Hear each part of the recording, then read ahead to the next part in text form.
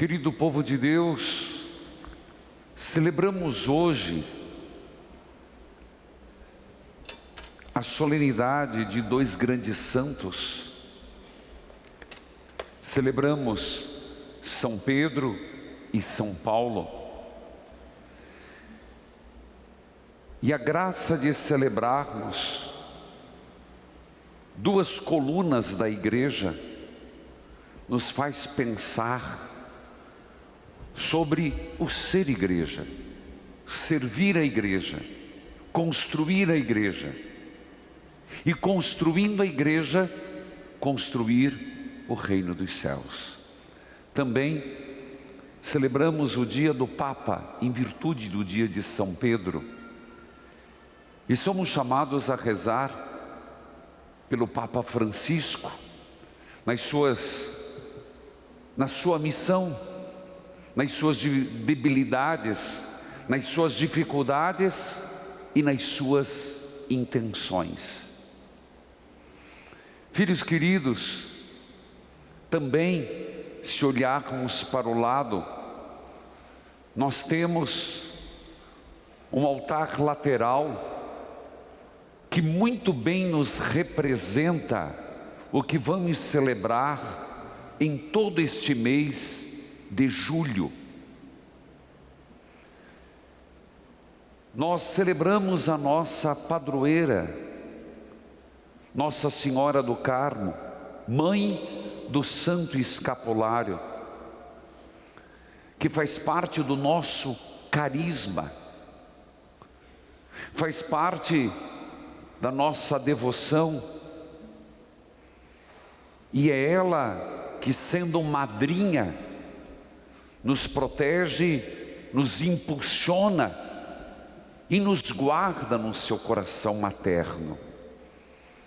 É claro que cada um tem a sua devoção mariana e respeitamos, mas a nossa oficial proteção se dá e nosso apelo é feito a Nossa Senhora do Carmo. Por isso, eu reservo a ela o seguinte dizer, o que para mim é mais do que um dizer, é uma realidade. Mãe, nunca se ouviu dizer, e eu sou testemunha disso, que alguém, tendo recorrido a vós, tenha ficado desamparado. E acredite, isso é a mais pura verdade. Também, queridos irmãos, no mês de julho, o que nos levará, depois de terminarmos a árvore genealógica, a cura da árvore genealógica, começarmos a pedir o derramamento de um sangue precioso de Jesus, que provém das santas chagas, representado também aqui, aquilo que nós vamos cantar muitas quintas eucarísticas. Quem poderá desistir?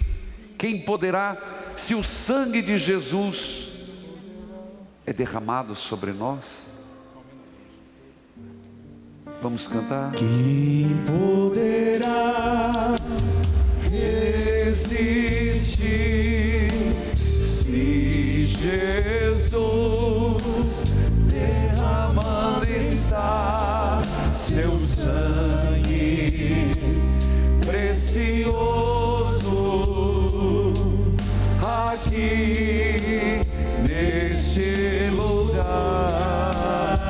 Coloca a sua mão sobre o peito e cante. Quem poderá resistir se Jesus derramando está seu sangue precioso aqui neste lugar? Eu gosto de apresentar tudo isso que vamos celebrar, e é muito bonito. Então o mês de julho, ele se torna muito especial. O mês de julho, ele se torna convidativo, se torna instigante. Nossa Senhora do Carmo, o preciosíssimo sangue de Jesus, e hoje a começar, São Pedro e São Paulo. Veja, meus irmãos,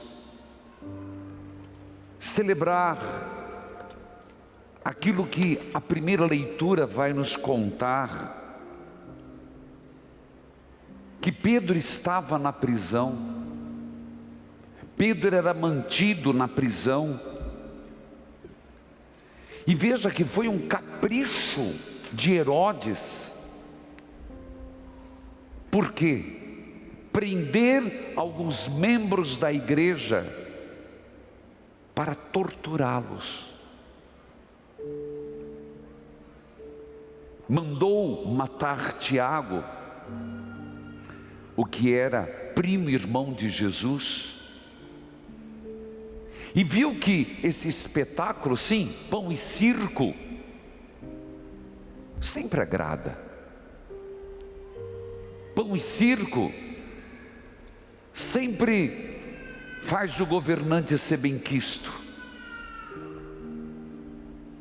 Visto que isso agradava, mandou prender Pedro. Impressionante que Pedro estava preso por 4 grupos de soldado, com 4 soldados cada um. Quer dizer, para pensar, que ameaça oferecia Pedro? Que ameaça para Herodes? Que ameaça para um reino? Nenhuma. Mas por que tantos soldados? Queridos irmãos, o que eu gosto de e quero frisar nesta primeira leitura é que o mal tem medo do bem. Veja, Pedro se torna motivo e ameaça. E o que ele tinha?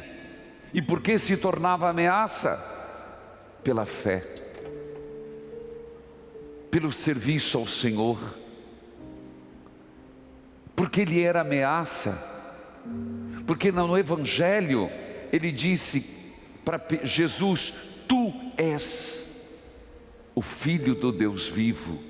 Meus irmãos, reconhecer Jesus como Senhor ameaça. E eu digo, acredite que você, eu, quando levamos a sério o Evangelho, nós nos tornamos ameaças, motivo de mudança, motivo de transformação.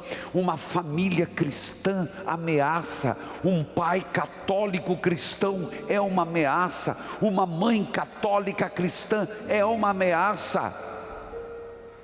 Há poucos dias me contaram, eu não vou dizer nomes, mas estou acompanhando de longe, numa escola, numa reunião de pais, quando uma mãe questiona aquilo que estava sendo colocado para os alunos ouvirem na hora do recreio, e questionou: espera, meu filho não escuta funk em casa, e vocês estão colocando funk? Nada contra o funk, eu não estou fazendo aqui crítica nem apologia, a questão não é essa.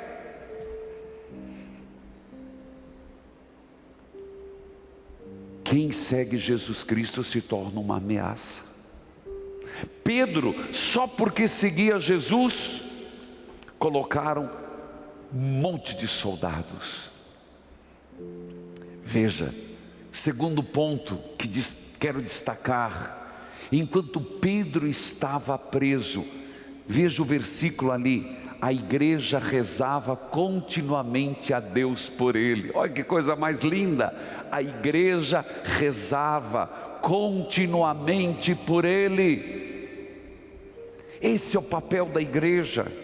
Eu falava do carisma nosso, Nossa Senhora do Carmo, mas um dos aspectos do nosso carisma da obra evangelizar, é sermos intercessores. Não é à toa que está lá, ó, intenções. Não é à toa que nas 24 horas nós tínhamos 4, parecia livros encadernados, pareciam enciclopédias de pedidos de oração. A igreja reza pelos necessitados, a igreja que reza pelos presos, a igreja que reza pelos injustiçados. Meus irmãos, isso é ser igreja.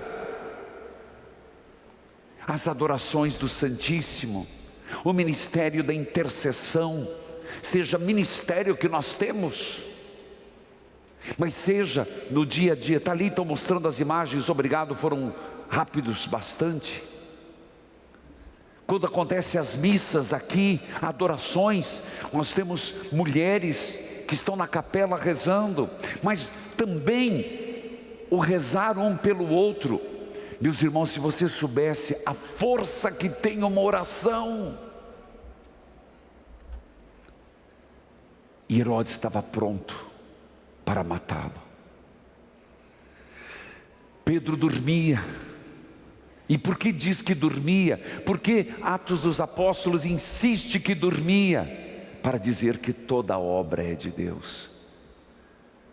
As nossas libertações, é bonito isso, porque nem sempre as nossas libertações e os nossos livramentos são fruto das nossas orações. Acredite, a grande maioria nós não merecemos, e as libertações e os livramentos são de quem? Fruto da igreja que reza e a ação de Deus. Por isso que eu falo para você, pai, mãe, não esmoreça. Por isso que eu digo para você, não precisa ser pai, não precisa ser mãe, não para de rezar não. Se você está tudo bem na tua casa, quer um conselho? Reze mais ainda. Você não sabe se você vai tropeçar. Não estou falando tropeçar moralmente, eu estou falando de você quebrar o dedo amanhã, você quebrar o focinho não, ninguém tem focinho, quebrar o nariz, se espatifar no chão. Desculpe, eu quero só, estou dramatizando para dizer, quando está tudo bem, aí que é a hora da gente rezar, para ter aquela caixa d'água cheia. Por que a primeira leitura mostra um Pedro inerte, dormindo? Por causa disso. A libertação e o livramento é sempre Deus na nossa vida, mas a oração é importante. É impressionante, meus irmãos, o anjo do Senhor. O Senhor enviou o seu anjo para me libertar do poder do Herodes. Ah, meus irmãos, o anjo do Senhor envia o seu anjo. Não sei como tem gente que não acredita nessas coisas. Esses dias eu rezei no rádio, eu falei, mãe, reza pelo anjo da guarda do teu filho. E eu digo para você, peça sempre para o teu anjo da guarda. Eu quero fazer, vem agora, eu falei adoração eucarística, mas eu quero na semana das Santas Chagas pregar sempre sobre São Pio, todo dia ter uma pregação sobre São Pio, porque São Pio é devotíssimo do anjo da guarda, e às vezes a gente não reza. O Evangelho, nós estamos falando de São Pedro, sim, estamos falando do Pedro que é Quefas, pedra. Eu vou para você, se tiver algum crítico que vai dizer que Pedro não é a pedra fundamental, de fato, a única pedra angular é Jesus Cristo, mas Pedro é a pedra da construção, Jesus é a pedra fundamental, é a pedra angular, Pedro é a pedra da construção. Tu és Quefas. E o que é essa pedra da construção? É a fé. Tu és o Cristo, o Filho do Deus vivo. A fé de Pedro o fez uma ameaça para um rei, um galileu, um pé rachado, um homem grotesco, ameaça para um rei esquisito, poderoso, e depois vai se tornar uma ameaça para o Império Romano, que César Augusto vai mandar crucificá-lo. Espera aí, gente, será que, desculpe falar, Pedro estava com essa bola toda? Não. Quando ele se deixa usar, quando ele se deixa agir pelo Espírito Santo, quando ele, mais do que uma palavra bonita, ele assume: Jesus é o Cristo, o Filho do Deus vivo na minha vida, ele se torna o Papa, o bispo dentre os bispos, o servo dentre os servos. Ele se torna o representante de Cristo na terra, não pelos seus louros, não pelos seus lindos olhos, mas por aquilo que ele se tornou, a melhor expressão da fé do Cristo, o Messias, Jesus Cristo. E isso, meus irmãos, isso é Deus que faz. E isso não é só de Pedro, uma prerrogativa de Pedro, qualquer um de nós, e a história da igreja está cheia, escolher os fracos para confundir os fortes, é algo impressionante. São Paulo é outro homem apaixonante e apaixonado por Jesus. Gente, ele era tão apaixonado, a segunda leitura, incansável segunda leitura, que esse homem é capaz de dizer: não sou eu que Cristo que vivo, mas é Cristo que vive em mim. Você percebe que o ponto comum dos dois, amor a Jesus Cristo, serviço a Jesus Cristo, apaixonados por Jesus Cristo, e também libertados. Se Pedro foi libertado da prisão, Paulo também o foi. Os dois experimentaram o Cristo que quebra cadeias, rompe grilhões, transforma as vidas. De todos os temores me livrou o Senhor Deus. Filhos, levemos isso para a nossa vida. E ainda uma última mensagem, porque eu vou ser sincero, até meio-dia, até 2 horas, o dia inteiro do domingo era falar sobre São Pedro e São Paulo. Esses dois são incansáveis, mas unidade com o Papa. Hoje, Papa Francisco. Nós não seremos católicos se rompermos com o Papa. Não seremos igreja se rompermos com o Papa. Da nossa parte, lealdade, unidade, fidelidade, oração. É isso que se espera de um padre, de um leigo e de um católico. Filhos queridos, é impressionante que na segunda-feira, um dia depois de São Pedro e São Paulo, nós celebramos São Tomé, o homem das santas chagas. Que o Senhor nos ajude a vivermos tudo isso, e que esse mês de julho seja um derramamento do sangue de Jesus das 5 chagas sobre nós, e que Nossa Senhora a Mãe do Carmo, nos guarde e nos ampare. De pé. Quem poderá resistir se Jesus derramando está seu sangue precioso aqui?